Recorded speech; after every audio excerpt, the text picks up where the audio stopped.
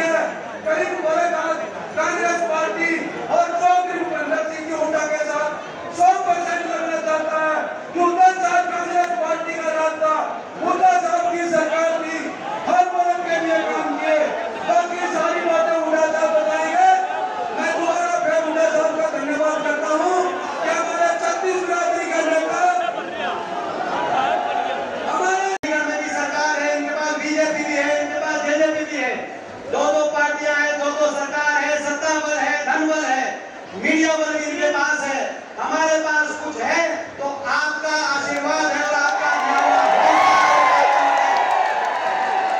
हौसले से लड़ रहे हैं, आपके आशीर्वाद से लड़ रहे हैं। आज 9 साल के बाद हरियाणा प्रदेश को विकास की पटरी से उतारने वाली सरकार, हरियाणा प्रदेश के भविष्य को चौपट करने वाली सरकार से लड़ रहे हैं।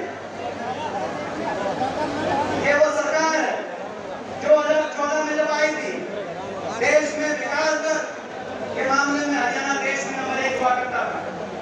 आज विकास दर के मामले में हरियाणा 17वें पायदान पे पहुंचा दिया इस खट्टर सरकार ने।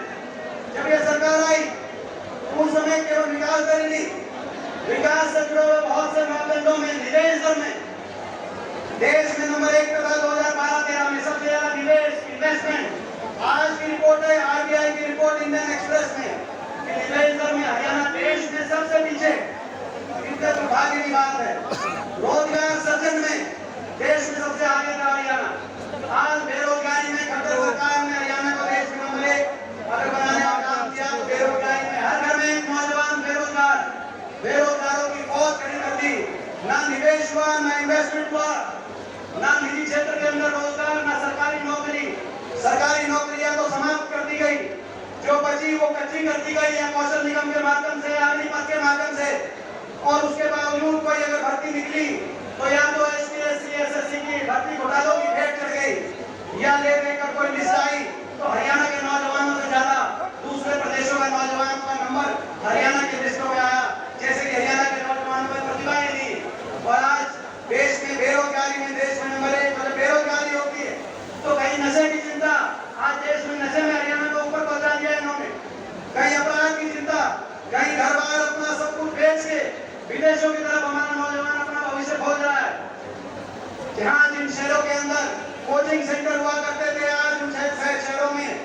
कोचिंग सेंटर से ज्यादा विदेश में भेजने के लिए केंद्र बन गए।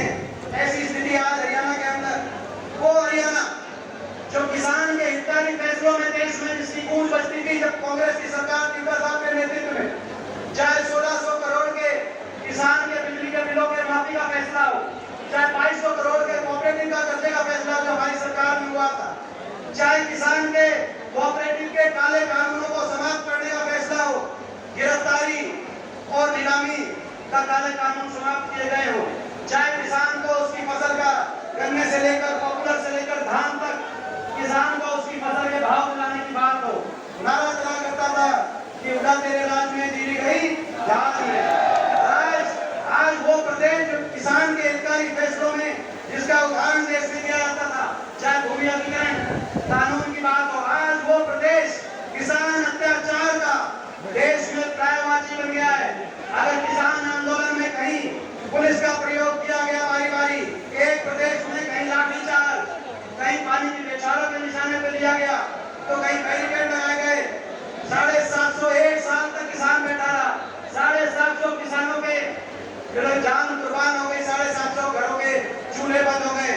और अगर एक सरकार थी जिसके मुख्यमंत्री से लेकर सभी मंत्री एक स्वर में किसान का तिरस्कार कर रहे थे, और एक पार्टी थी देश की सरकार से लेकर और प्रदेश की सरकार तक हर व्यक्ति की जबान पे जिस पार्टी सत्ताधारी लोगों के किसान के लिए अपमान था, तो वो बीजेपी पार्टी की हरियाणा सरकार थी। आज किसान अत्याचार में खट्टर सरकार ने देश में नंबर 1 बना दिया। वो प्रदेश जो 2014 से पहले गरीब की कल्याणकारी योजनाओं में जिसका जिक्र देश में आता था, इंदिरा जी के समय 100 गज के प्लॉट कटे थे देश में, उसके बाद किसी प्रदेश में किसी सरकार ने 100 गज के प्लॉट का काटने का काम नहीं किया। अगर हुआ तो हरियाणा में एससी वर्ग के हमारे भाई, बैकवर्ड के हमारे भाई, 4 लाख परिवारों को 100 गज के प्लॉट दिलाना है काम कांग्रेस नेता सरकार ने हरियाणा में करके खिलाने का। 100 गज के प्लॉटों की बात हो, चाहे प्रियदर्शनी इंदिरा आवास योजना में 3.5 लाख मकान बनवाने की बात हो, चाहे 20 लाख गरीब घर के बच्चों को स्कूल के अंदर वजीफा दिलाने की बात हो, चाहे पीने के पानी की टूटी टंकी देने की बात हो, चाहे राशन डिपो पे तेल चीनी दाल के साथ अच्छी क्वालिटी का अनाज की बात हो, जो प्रदेश गरीब कल्याण में चाहे बड़े बुजुर्गों को और हर वर्ग को देश में सबसे ज्यादा पेंशन देने की बात हो, जो प्रदेश गरीब कल्याण में 2014 से पहले वो आज महंगाई में नंबर 1 बन गया। हर घर का बजट निकाल दिया इन्होंने। महंगाई देश भाईचारे को धर्म और मजहब के नाम से जो जात बरादरी के नाम से लड़ाना चाहते थे, उनको बेनकाब करने का काम किया। आज ये वही काम कर रहे हैं। आज दोबारा से देश को लड़ाने जा रहे हैं। आज नरेंद्र मोदी पार्लियामेंट में कहते हैं कि मेरी स्कैम फ्री घोटाला फ्री सरकार है। अभी 3 दिन पहले कैग की रिपोर्ट आई है कि ऑडिटर जनरल ऑफ इंडिया की जो सरकार की एजेंसी है ऑडिट करने की, उन्होंने कहा है कि आयुष्मान जो योजना है उसमें एक ही नंबर पर 99999999 10 बार 9 उस पर 7,39,000 फर्जी आयुष्मान कार्ड रजिस्टर हुए हैं। एक ही नंबर 88888888 इस पर 1,49,000 आयुष्मान कार्ड फर्जी रजिस्टर हुए हैं। इसी तरह से 9 के बाद में 9 बार 00000 इस पर 96,000 फर्जी रजिस्टर हुए हैं। कुल मिलाकर के 9,85,000 आयुष्मान कार्ड फर्जी रजिस्टर। पर मैं आप सबको हार्दिक बधाई देता हूँ। जो सपना राजीव गांधी जी ने 21वीं सदी में देखा था वो आपके सामने है, लेकिन उन्हें साथ साथ क्या था, हम आगे तभी बढ़ सकते हैं जब सद्भावना होगी। सारे धर्म जाति सब एक मिलकर आगे हम तरक्की करेंगे, जब हमारा देश आगे जाएगा। आज इस अवसर पर आप यहाँ आए, बात करिए, मैं आपका बहुत बहुत धन्यवाद करता हूँ। भाई आज इतनी भीड़ लेकर और यहाँ पर जो सामने खड़े हैं, मैं तो रास्ते से आया हूँ, चारों तरफ कई किलोमीटर के जाम लगे हुए हैं, लोग पहुँच नहीं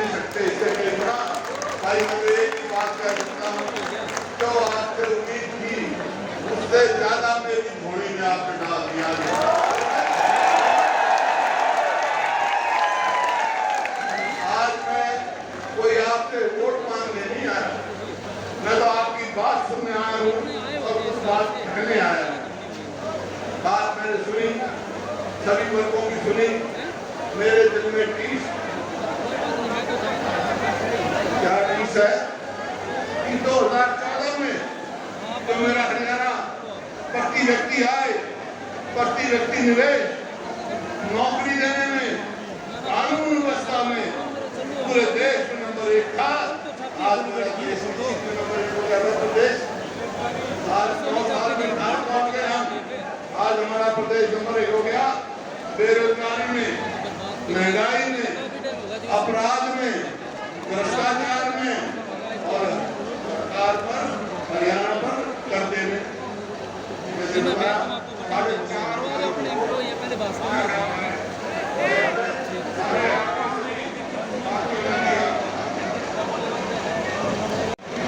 महंगाई का कहाँ पहुंच गई, डीजल का क्या भाव था और आज क्या भाव है। आज किसी भी बात को देखो, किसी से बात कर रहा हर पर सरकार से, मौजूदा सरकार से, बीजेपी से विमुख होता है। आप किसी को देख लो, क्या प्रसिद्धि हो गई आज मेरे हरियाणा की। अरे मैं स्कूल में जाऊं तो वहाँ मास्टर नहीं, अस्पताल में जाऊं तो डॉक्टर नहीं, दफ्तर में जाऊं तो कर्मचारी नहीं, थाने में जाऊं तो पुलिस नहीं। कोई अपराध में बहुत आगे जा रहे हैं। क्या हुआ युवा के साथ, क्या हो रहा है हमारे युवाओं के साथ। बेरोजगारी में एक बना दिया कौशल रोजगार निगम, वो केवल युवाओं के भविष्य में जो है अंधकार डालने का काम कर रहा है। कोई पक्की नौकरी दे रहा, कच्ची नौकरी देते हैं। तो ये आपके सामने आज कहीं भी जाऊं, कहीं तो भाई पंचायत के इलेक्शन नहीं हुए थे, पहले पंचायत के इलेक्शन कराए, छोटी सरकार बनाई तो वहाँ पंचकुला में लड़कों ने बीट किए। क्यों? ई टेंडरिंग, कोई अधिकार नहीं। अरे वो सरकार क्या है जो अपने मुद्दे पर विश्वास न करे।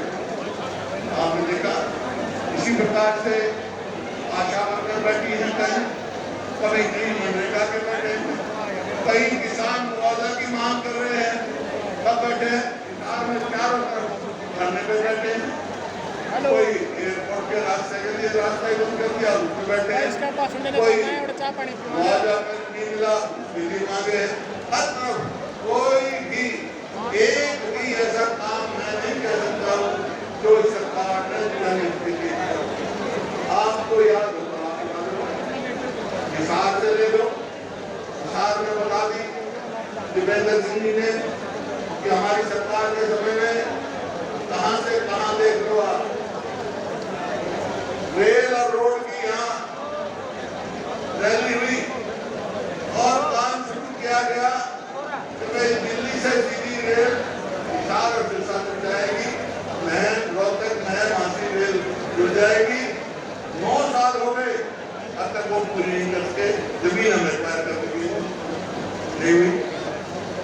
एयरपोर्ट जो एयरपोर्ट का जो हवाई पट्टी थी 2013 सेंट्रल गवर्नमेंट में हमने इसको डोमेस्टिक एयरपोर्ट मंजूर कराया। बात करते हैं इंटरनेशनल, ये तो डोमेस्टिक चालू नहीं कर सके। एक एयरपोर्ट बन रहा था हिसार के कोने पर, इंटरनेशनल एयरपोर्ट हो गया और एक रोड गवर्नमेंट बनाई, एक सरकार ने किया हो।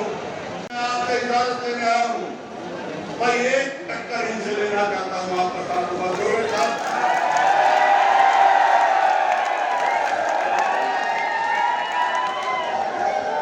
और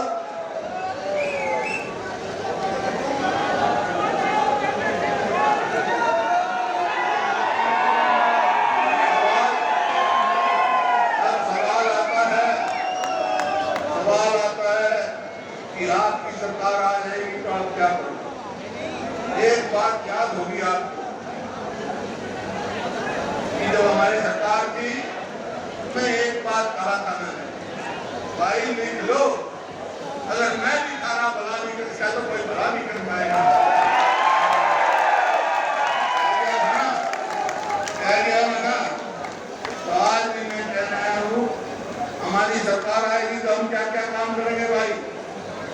मोदी सरकार ने तमाशा कर रखा है ना, परिवार पहचान पत्र, फैमिली आईडी,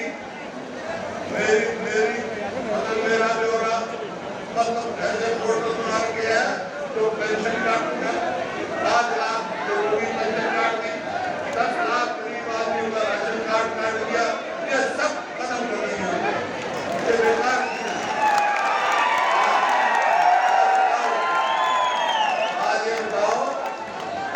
आज ये बताओ मेरी फसल मेरा ब्यौरा क्या है भाई? बारिश हो रही है, बादल गरज रहे हैं, किसान खेत में उसकी फसल तैयार हो गई, दाने बाहर निकल रहा है, वो बाढ़ देखकर पोर्टल में कल नंबर आ उधर भिज जाएंगे सारे दाने। ये कोई तरीका है? हमारे समय में जैसे ही किसान अपने दाना निकालता था सीधा मंडी में जाता था, अपना भाव लेके चढ़ा जाता था।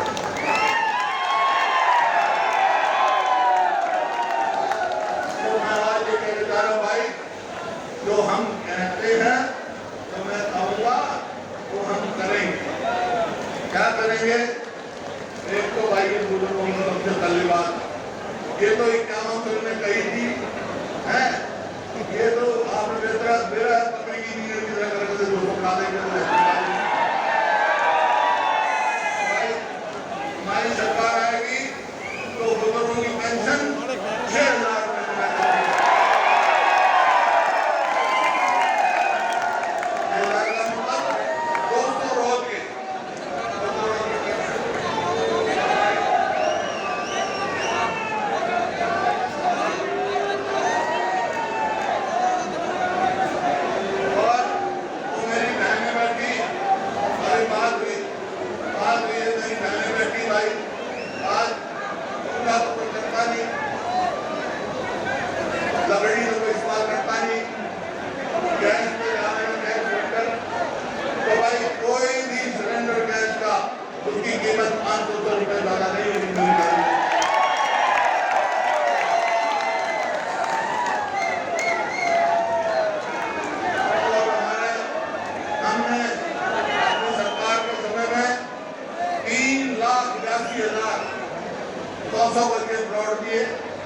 हजारों मकान बना के दिए, इधर शादी स्कीम हो गया। हमारी सरकार आएगी तो फिर वही दलितों के लिए, बैकवर्ड क्लास के लिए 100 गज के प्लॉट देना शुरू करेंगे। 8 लाख प्लॉट में जिन किए थे, 3 लाख पैसे जाते हुए थे, इनमें 1 करोड़ किया भाई बैकवर्ड क्लास की क्रीमी लेयर 6 लाख थी, 8 लाख थी, 8 लाख कर दी, 8 लाख 6 लाख कर दी, तो किसी को फायदा नहीं होगा भाई। क्रीमी लेयर बैकवर्ड क्लास की 10 लाख करेंगे। एक और बात, विश्वकर्मा डे आने वाला है, जो बैकवर्ड क्लास से है BCA की, हाथ से काम करते हैं, कारीगर हैं भाई। देखो किसान, मेरे को एक बात बनाया, उन्होंने कह दिया हिंदुस्तान में किसान को फसले 4% से ज्यादा ब्याज मिलेंगे, और ये हो रहा है। आज हम कहते जा रहे हैं जो BCA हैं, व्यवहार हैं भाई, बड़े का काम करते हैं, कुम्हार हैं, ऐसे बहुत लोग कारीगर हैं। जैसे हमने वो भी बनाया था, माटी आयोग बनाया था, भाई है मेरे, इन सबको जो हाथ के कारीगर हैं, उनको जो भी काम होगा वो पर 5% ताकि वो अपना काम शुरू कर सके, आगे बढ़े। बराबर है वो जो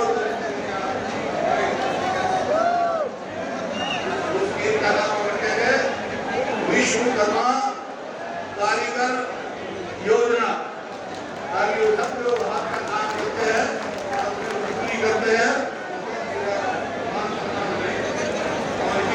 से भाई मेरे युवा आज आपको मालूम युवा साथी हैं, 2 लाख सरकारी की नौकरी खाली है। हमारी सरकार आएगी तो भाई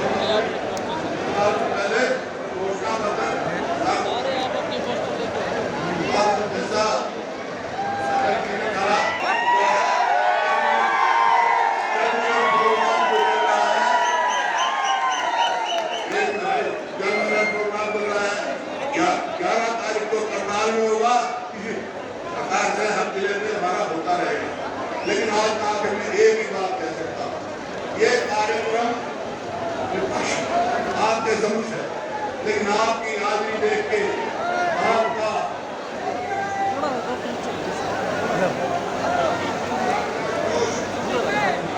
जोश देखकर जो है ये विपक्ष आपको समझ रहा है।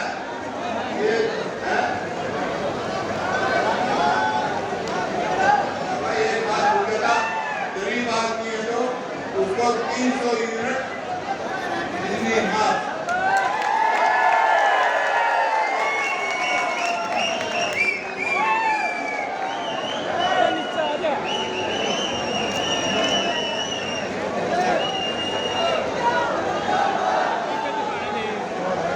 ये आज से ये कार्यक्रम विपक्ष आपके समक्ष नहीं, ये तो विकल्प है आपके सामने खड़ा, विकल्प है।